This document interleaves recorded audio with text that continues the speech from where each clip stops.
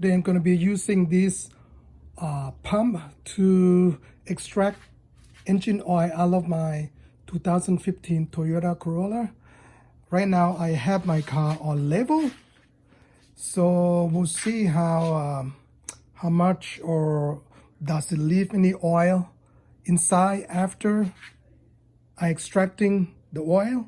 I'm gonna jack up the car and then open up the drain plug and to see if there's any oil left.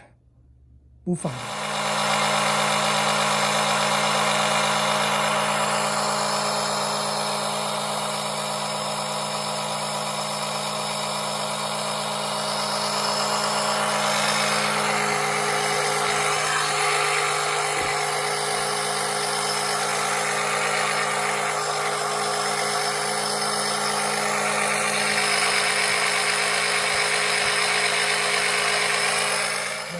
Just want to give you the result after I used the extractor that I bought from eBay, or you can buy similar item from Amazon.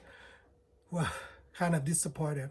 It didn't really work very well because the problem is that the tube that go in there doesn't really, should I say, work very well. So I have to keep wiggle it, and like I say, wiggle it for like, I don't know, 10 minutes or so, and it sometimes it caught the amount of oil and it sucked them, but then within second it's kind of stopped. It lost its place. Anyway, I would not recommend you to buy this pump. Now you can use it for other small applications. Of course, it's just convenient. Maybe you need to work with some other fluid, easier, you can try that, but not for engine oil. So after I did not really completely decided not to use it, I drained my I went and check up my car and drained my oil pan, and I got quite a bit left. I mean, not a lot, but I got, I don't know, maybe I would say 2-3 quarts left, I guess. So anyway, it didn't, the pump didn't really work very well. Now I have a little trick. Once I change my oil, if you don't have a sticker or something in place that you can write your mileage, and then the next mileage that you need to replace your fluid, your engine oil. In my case, I use synthetic, so I give it like 5,000 miles. So you can write down whatever, if you don't have a sticker, you can actually use what I use. Sometimes I use my, in your Toyota or in the car, you can set the trip A, trip B, you can set, the distance, so you know how far you travel on a trip. So I have trip A and trip B, couple options that I use. So basically I reset them after I replace my engine oil, change my engine oil. I reset my trip A and trip B to 0. So when I start driving, it's gonna increase the trip to 1 mile, 2 mile, and so on.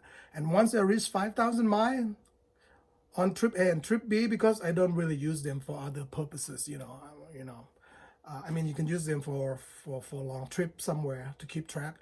But anyway, once it's reached 5,000 miles, you can it's due for another oil change. So you can use the trip meter on your speedometer on your panel to do that. So hope it helps, and we'll see you folks on the next video. Bye. So you can see your trip. So basically on the Toyota, you click on display here. Maybe not, turn the key on first. So anyway, you can actually turn on your key here and then go to your,